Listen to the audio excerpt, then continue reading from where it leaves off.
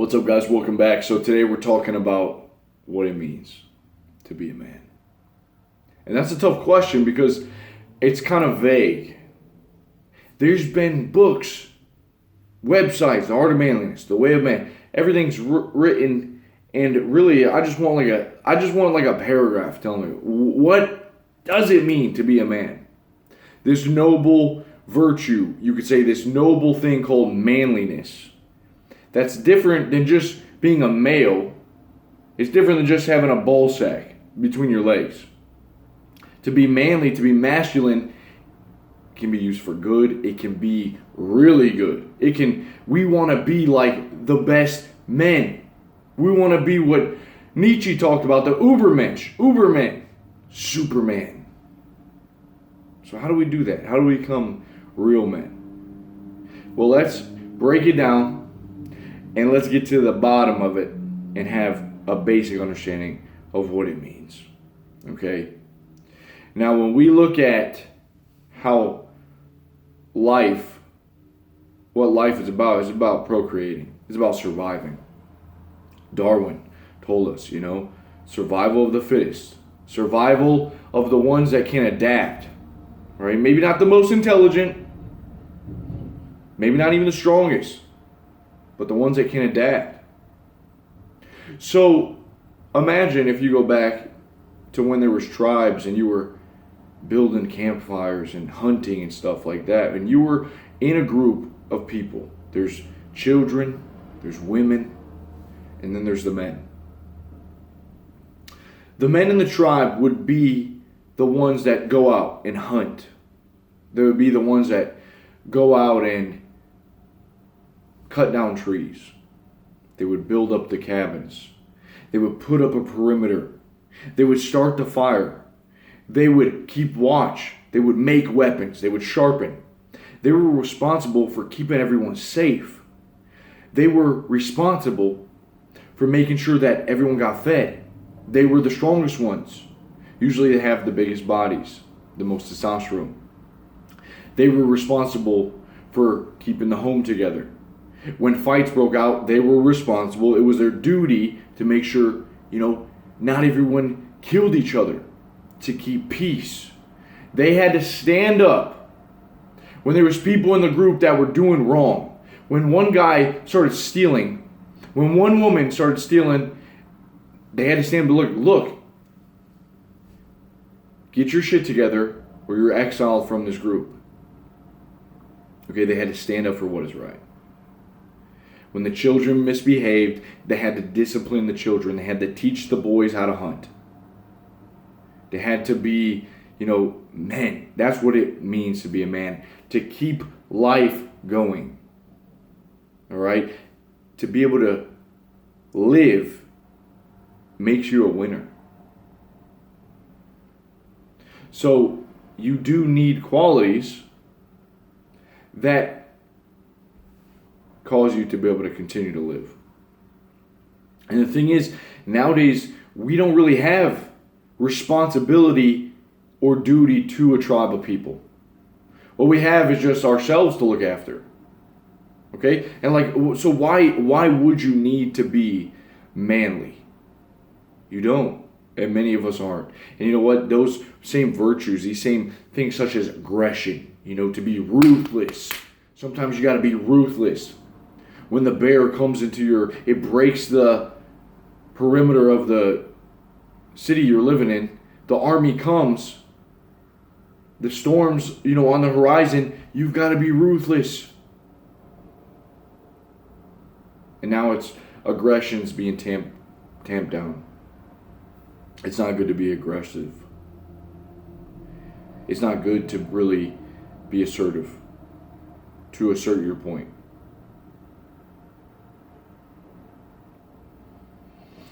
So it looks to me like we have a media that also is not celebrating manly, but almost it makes fun of it. We see it in our commercials. If you go and watch TV, which I recommend you throw out your TV, you should totally get rid of your TV. You don't need a TV. It's a waste of time. And you're being programmed. You're being exposed to a lot of stuff that you probably shouldn't be exposed to. But if you look at the commercials, you see that most of the manly characters are beta males. They're males that almost appear to be women. They have almost stopped being the leaders of the tribe, and they've become the weak ones, the ones that need to be told what to do, the ones that are at home and weak, and they're just they don't stand for anything. There's no backbone. I'm telling you, look at all the guys just acting like you could say dweebs, or making foolish mistakes, not upholding any tradition, not upholding any values, not having a say in the household. It's almost like in the commercials, the wife is always just like, whether she looks at her husband, oh, you goon, oh, you goof. That's what a lot of the commercials show. The kids, Dad, what an idiot. It's like, no, man. You see that 100 times, you start thinking your dad's a fucking retard. So the media portrays it, masculinity, it's like, what the hell is it? Look, it's what makes you survive. It's what makes the people around you survive. And you know what doesn't make you progress life? Being weak, not taking responsibility, getting angry, getting resentful, getting emotional. That's a tough one. Getting emotional, man. A lot of guys don't want to accept that. Isn't emotion a part of life? Isn't emotion what makes us human, though? No. It's not what makes us human. It's not what progresses life. Emotion has let's ask, what benefit does emotion have to keeping you alive? Now, I think there's two different things with emotion. I think you can experience emotion. You can feel it. You can observe it. You can go into the experience and then you come out. Okay? Or you can be emotional where you are affected by every one of these emotions and you attach yourself to them. Okay, so whenever you feel happy, you feel happy. Whenever you feel sad, you feel sad. Whenever you feel angry, you get angry. And you're just being pulled apart. Okay? You're not stoic at the core. Because you can experience emotions or you can be emotional. To be emotional is not manly. And whatever the world tells you, you need to turn a blind ear. You need to close your ears off to that nonsense. I have worked at a bar as a bartender. And what I realized is that the men that came into the bar, the drinkers, the regulars, the ones that sit down at the bar and they're like, where's my drink? I'm getting thirsty. These guys that had been through traumatic experiences, they went through the trial under fire. Maybe they got a divorce. Maybe they lost their kids. Maybe someone died in the family. Maybe they got fired, laid off, whatever. And they didn't bounce back. They, in a sense, lost their manliness. Because by embracing manly virtues, you bounce back from the hard times. Because you're going to continue to do what it takes to live, to provide for the ones around you. You fight entropy. You fight attrition. These men that have sort of given up and left any sort of light at the end of the tunnel, they just cling to alcohol as their new savior. These guys were the most emotional, most angry men that I've ever seen. When you first came in, they would be down, and they get a drink, they're happy, then they're sad, they're crying, they're telling you about their problems. And you know what really I saw? They loved music. Music was like, they were passionate about music. And I've said it before, and I'll continue to preach this because I think that it needs to be brought up, and we need to be more aware is music, I don't think should be as widely accepted as it is. A lot of people hate me for that. Even my close friends think I'm an idiot for even bringing that up. But since I've been born, music has always been that thing that everyone just accepted. Never questioned. You listen to music, it's totally fine. Now, maybe the music you listen to, if it's swearing and cussing, not that good. I'm saying, guys, why do we need to be listening to so much music? All right, and I've talked about this in the past, but think about the AirPods. People literally have the music in 24/7. There's people at the gym that, now have music. They're going, or what are you going there? Are you going there to listen to music? Or are you going to the workout? Like Arnold didn't have headphones in. I think it's worth thinking, because you don't just, you can't really multitask. Like, you either listen to music or you're doing something else. What are you doing?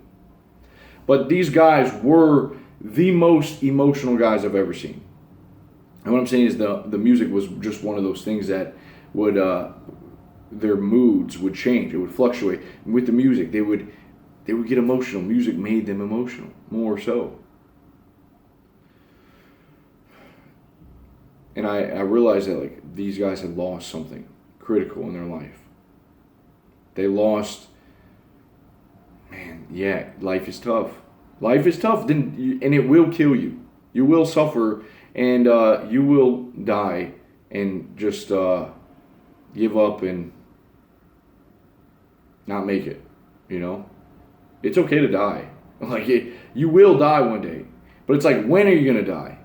And are you gonna go down, fighting? Or you're just gonna fade out into the black, man. Let the dust sort of just collect on you, and then just get old and rot, being miserable, sod. It's like, no, that's not what I want to do. I don't think anyone that has one life on this earth wants to go out like that. I think that they want to fight. They want to build something. They want to see the world and their children and their families and everyone flourish. I think anger blocks you from that. I think resentment and all this shit, that's so normal. It's like, no, it blocks you from getting anywhere. Right? It may feel like you are, but no, you're not.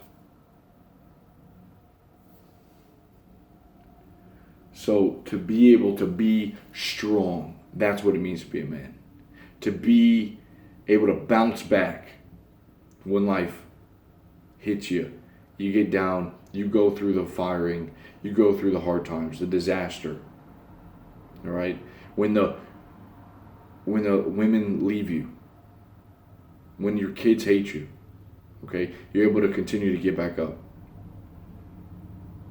It means going out there and figuring it out, because people need to eat. You need to eat. You've got to work. Okay? Progressing the tribe, making sure that the kids have clothes, making sure that the roof's not leaky, figuring it out, man. Even when it's tough. To get up in the morning, go at it, go for it. Okay? These are the qualities to progress life, to make sure that life can continue to progress, that we can continue to live and thrive. So you'll feel anxiety, I've noticed, deep inside of your gut, maybe up here, like it's hard to breathe. Maybe you even started taking medicine for it. Get off the medicine for your anxiety. You only have anxiety because there's something in your life that you're doing that is causing you to regress. I would be shitting myself on a daily basis. I would be scared to death if I was married to a fat bitch that totally looked at things differently than me, didn't have any of the same morals, was putting me down, didn't build me up, didn't make me feel like a winner, wasn't a good and I would just and I'm decide to get married to her. I would be experiencing a lot of anxiety, baby. Let me tell you, I would be experiencing a lot of anxiety if I was getting paid good ass money, but I hated going to work. I felt like I was being a scumbag. I felt like I was maybe ruining the earth or something. Or I was doing more harm than good although the wallet was getting a little fatter. I would have a lot of anxiety. And a lot of guys these days, man, they're having this anxiety. I got anxiety. And they seem to be doing all right. I'm like, what, bro? You don't got anxiety. You're experiencing some massive anxiety because you're living a lie. And you need to change that. All right? You got to take action. Stop being a little bitch. Stop being a beta. And step up. Okay? Do what it takes. The tribe's trying to live. People are trying to survive. You got things to look out for. Stop being selfish. Okay? So, that's that, man. And here's another thing. And I'm going to be honest with you. Some of you guys are pretty smart. Some of you guys have lower IQs. If this offends you, I'm sorry. I hope you can, again, not get too emotional. But don't let it offend you. All right? But you do got to think about it. You got to use your brain power to think about what I'm telling you. Or else you're just going to snap and be like, great, here he goes. If you wanted to emulate someone that was a true alpha, if you wanted to be like, have some sort of guide in the journey to being a man, even in this really insane, crazy world, following Jesus is not a bad idea. Looking to him for an example is not a bad idea. Okay? I mean, this was a man that had people around him, disciples. He had his own group of men that he loved, that he cared for, that they actually went out and spread a message of hope and love. Okay? They taught people how to be men. Okay, he went around. He was good at speaking. He was good at talking, socializing. That's another thing it means to be a man. Socializing with the group, with the people around you. You're not just the old broken soldier that's in the apothecary getting stitched up, getting healed. Not talking to anyone. No, to go out there to talk to people, to speak, to socialize, to get good at that. Well, there you go, man. He was good at that. A lot of us aren't doing that. A lot of us can't even say hi to the lady walking down the street. We don't even take a second because we're all up here. We're alone, dude. We don't got no tribe. We don't got no care in the world. Only ourselves and our miserable anger, and we're judging everyone. It's like, no. It teaches you not to judge, not to hold resentment inside of you. Okay, sure, you make judgments. Should I be walking up to this guy that has a gun sticking out of his thing and he's kind of hooting and hollering and making all these noises and acting a fool? No, I'm not going to walk up to him and shake his hand. All right, use judgment, but should we judge?